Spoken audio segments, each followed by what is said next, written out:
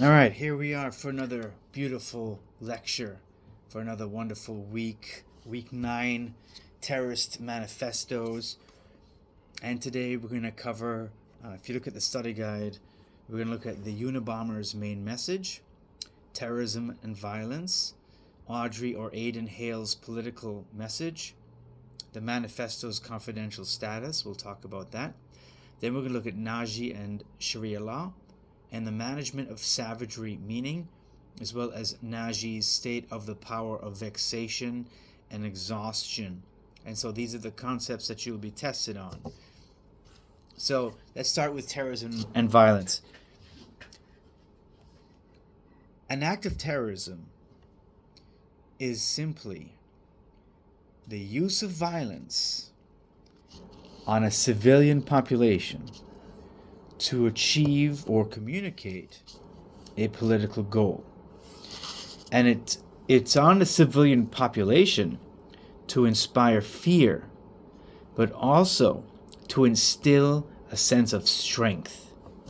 So when we think about terrorism, there has to be a political message, there has to be an attack on a civilian population, and it has to be from a non-state actor. So it can't be from a country.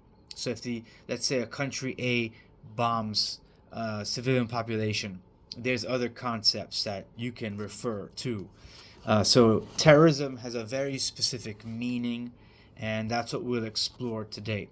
So the thing about concepts and words have a very specific meaning, and it can't mean everything, right? Or else the word loses meaning. So when you look at terrorism, that's what we're looking for. Try to go and understand that's a frame where we're going to analyze these three issues, these three cases. So with that out of the way, let's turn to the Unabomber Manifesto. And the Unabomber is Ted Kaczynski, who he was a very smart guy. He's dead now. He's a very smart guy, and his whole life was all sort of like messed up in different things. He was dealing with mental illness, he was dealing with maybe autism, and a lot of different things going on mentally. And so he began to be or develop ideas that were antisocial, and these antisocial ideas were written down in a so-called manifesto. And manifestos are basically a device that diagnoses a societal problem and recommends or suggests, those are really wishy-washy words, and demands certain prescriptions that require or are worthy of the violence that is connected to terrorism. So for Kaczynski to write this, or for Kaczynski to have these ideas, that's one thing. And as you read the manifesto, you're going to see that there's a few things that you might agree with. Obviously, I don't agree with the violence. I do not agree with the violence. I don't think you would agree with the violence. But there are certain things that Kaczynski writes about that people may see or come to agree, right? I don't have any opinion on this manifesto here. But I want, as you read it, I want you to kind of look at the way in which he diagnoses the problem of society and how he makes recommendations. So for the Unabomber, the problem in society is that technology and industry that defines our modern way of life is creating dependence. Individuals are now dependent on technology, and this dependency is reducing our ability to be independent and autonomous people, right? So there's a unique way of looking at it. It's like I am now communicating to you through a cell phone, my cell phone camera. I'm dependent on this cell phone camera to communicate these lessons or these lectures. And for whatever reason, without this, it would be very difficult for me to deliver an online class. And so if, for example, um, there was a societal collapse of some sort, or let's say there was a cyber attack that takes down the entire internet, you would not have access to these lectures. And so we need the cyber realm to be secure and stable for us to have a class. And so this dependence is leading to a very precarious society. So take another more important example. Forget class. Let's say that there was a cyber attack that took down the entire internet and couldn't go to the grocery store. You can't do any online banking. There's no communication.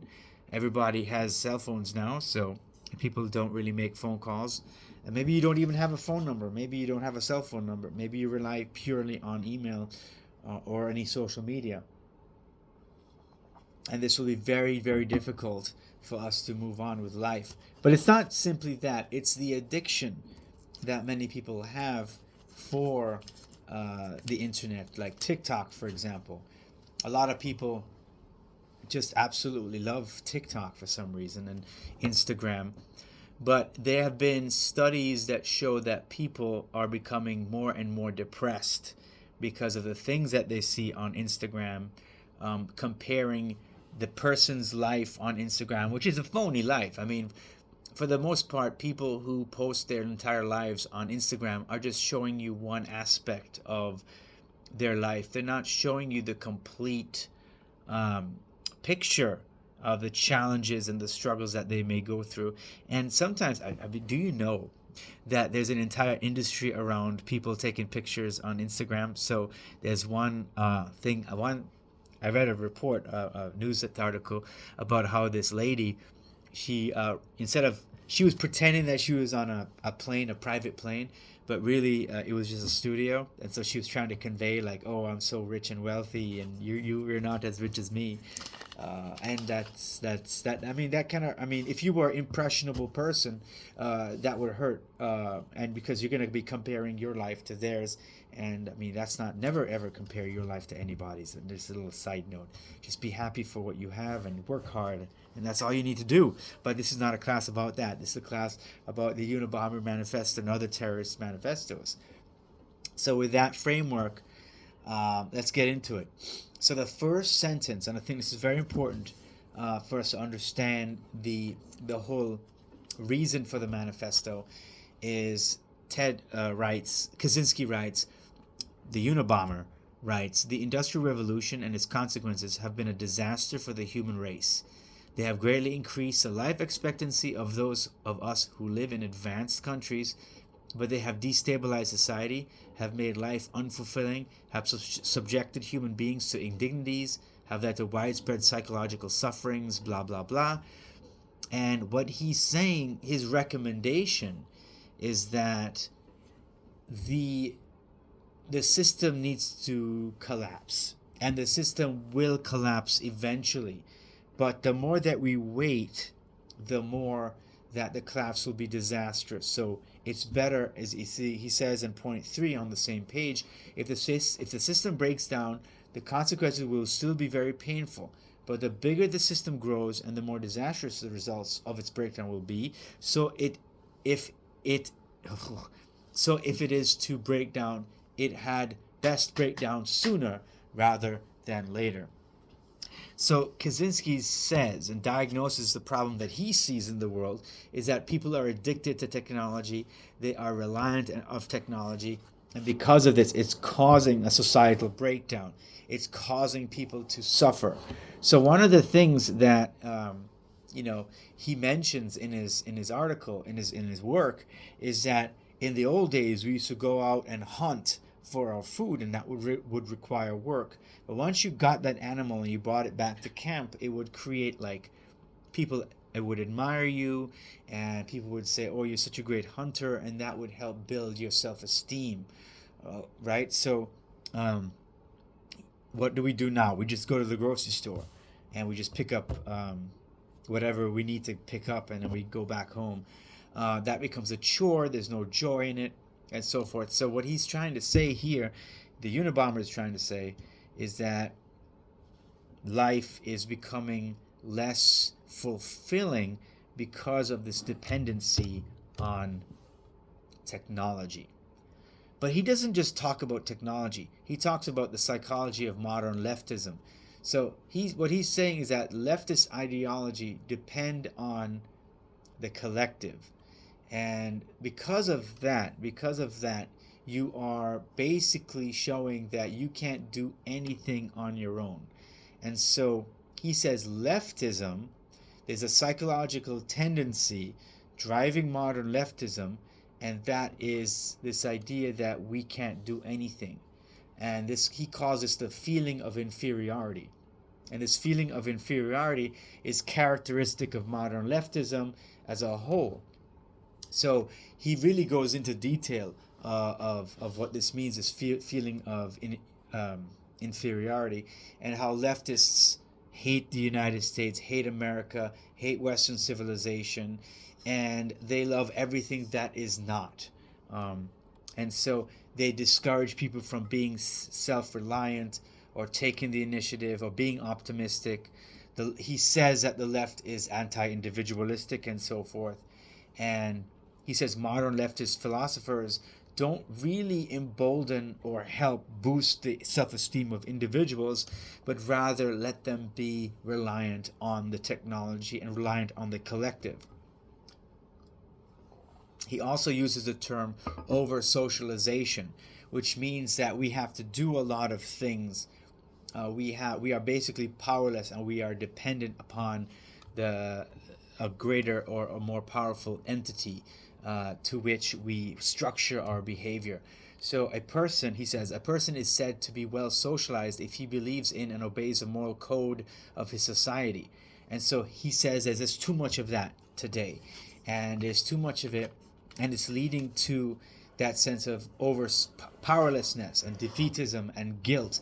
And so like sometimes like we can't pass society's purity tests. And he's saying like leftists today are definitely subject to this. And so what we need to do is we need to find our power. We need to find our power by being more self-reliant, being less reliant, but also attacking the very system that creates these problems. And so generally speaking, what he's saying is that as we need to go back to a primitive world. So even though we live a long life because of the grocery store, he's saying we need to go back to a period where there was no grocery store so we can become more self-reliant. Now, remember that these ideas were all from this cabin in the woods. Like he had no avenue to express this. And for some reason, he thought it was best to start bombing people and killing people so that he can get his manifesto published. And the thing with terrorism is that when you use violence in any way, society is not going to have any sympathy for you. We don't want violence. Is a taboo. We don't want there to be violence. We want there to be stability and order. I mean, why is this person acting as judge and juror for people who he thinks, because he should target universities and airlines, and the universities and airlines were basically the entities that he blamed for the over socialization of society and this dependence, this over reliance on technology, which, remember, he wants to destroy. He wants to destroy those elements that make our society our society. So rather than reforming the system, he wants to go back to something that he thinks, he imagines in his mind. And so, I mean, I am sure you will say to yourself, yes, I believe that we are being over-socialized by the media, by the governments, by everything. But, you know, when you think about the way of communication, like, you're not going to get far ahead if you use terrorism and violence. So, like, um, by the way, he doesn't just target leftists; he targets conservatives. So he would say that while leftists are anti-American, conservatives are also anti-American because they put on the idea that they're patriotic, but yet they are just emboldening the corporations to get wealthy and actually double down on the reliance on big tech and other such things. So again, when you think about a manifesto, you're thinking about somebody who is trying to diagnose a problem and solve it. So the diagnose for the problem for the Unabomber is that he just hates society. He hates society and what it's become, and he wants to go back to something imaginary by destroying the entire system through violence. And this is very similar. This is every manifesto has that element to it. You know, the Communist Manifesto is also a manifesto in that Marx diagnoses the problem and recommends what? The tearing down of society, the destruction of capitalism, and replacing it with something new. So that's what the Unabomber was trying to do as well. And so, in essence, every manifesto is about that. That's the direction that every manifesto takes. So you have the Unabomber's main message. We're going to get into Naji now. Now, Naji and the management of savagery. This is a topic that the language is very complex, but it's important because it shows you exactly how a manifesto works. So if you want to study manifestos, it's a very good one to study. So Naji here is of the Islamic fundamentalist variety of terrorists.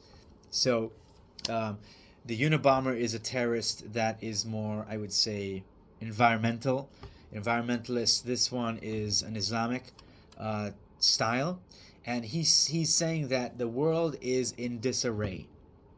The world is fundamentally a product of chaos, and we want to replace that chaos with something better, with something Islamic, with something pure.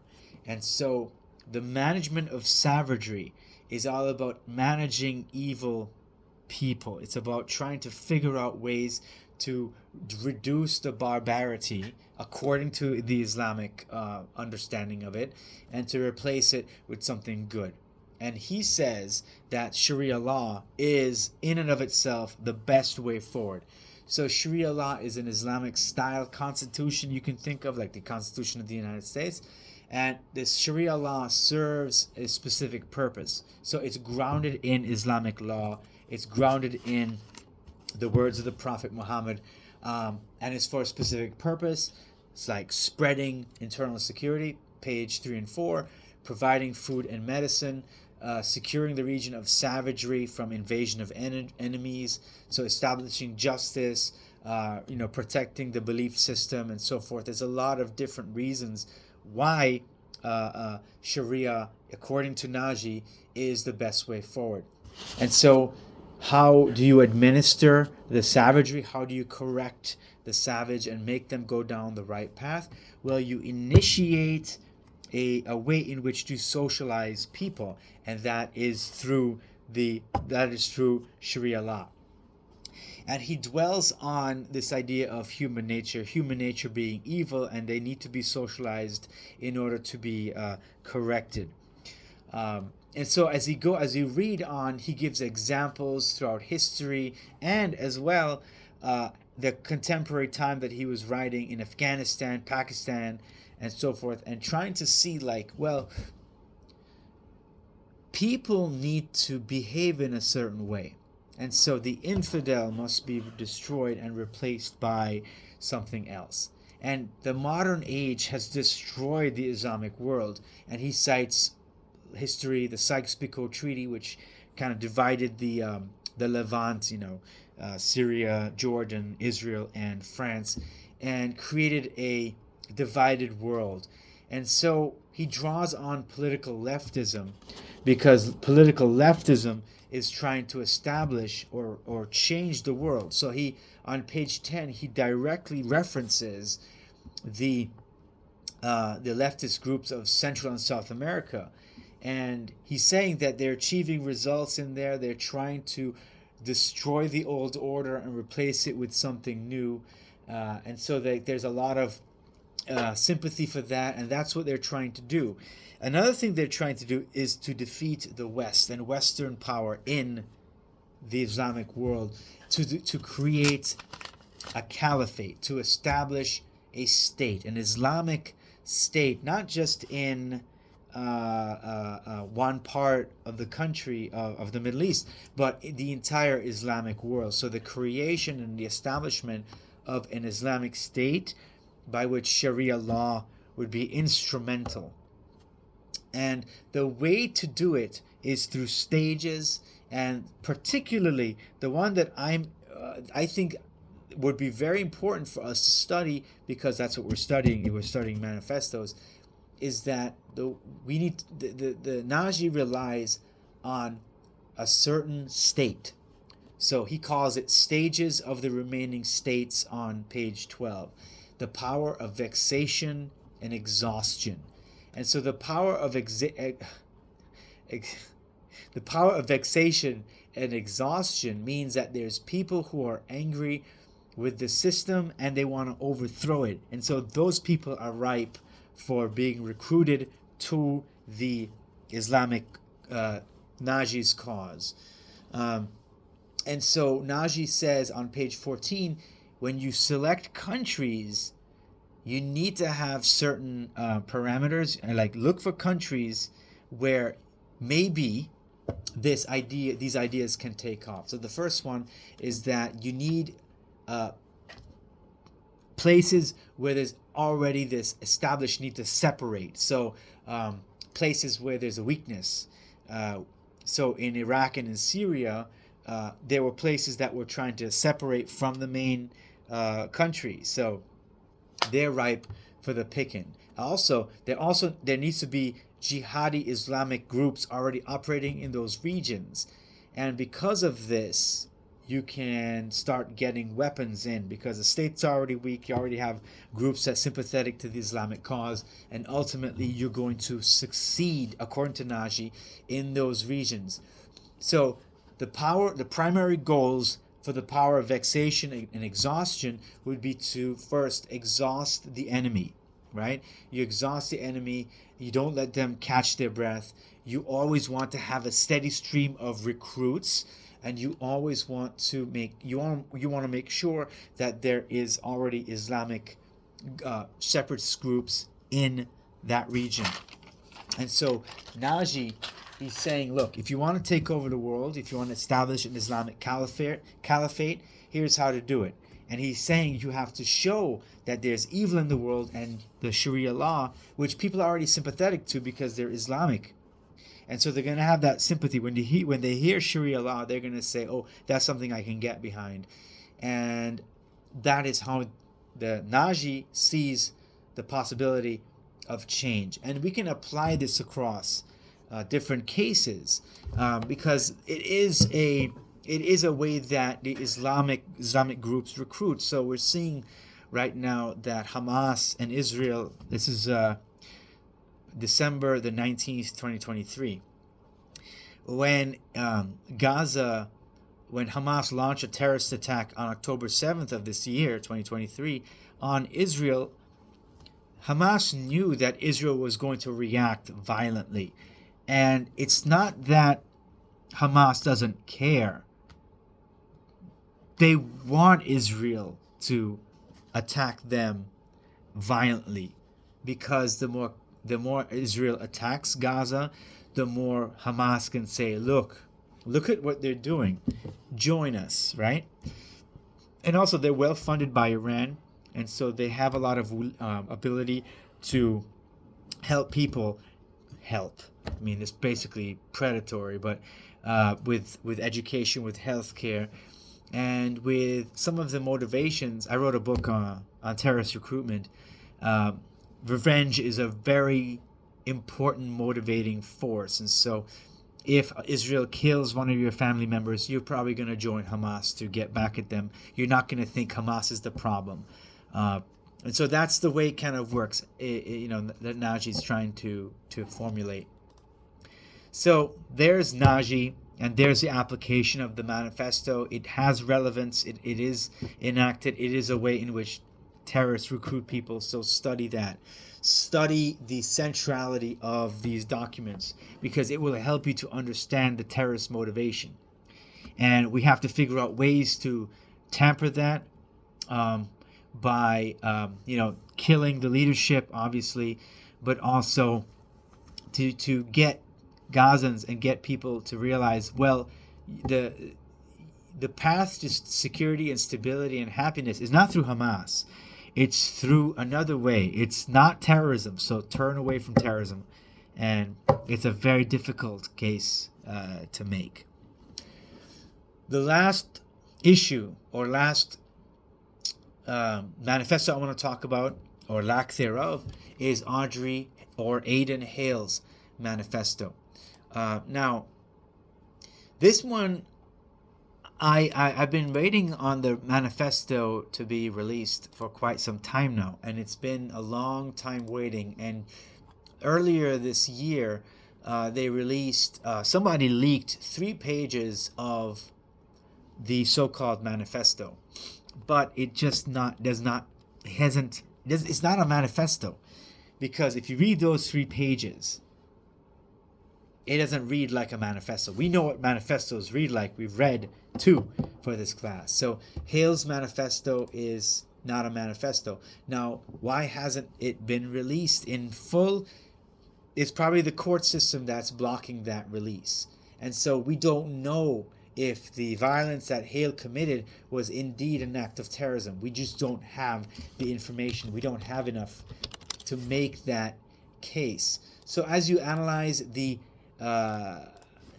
literature, go and check out what was released if you want to, and kind of make up your own mind for yourself. But really, if you've been listening to this lecture, you realize it doesn't meet all the requirements of a terrorist manifesto.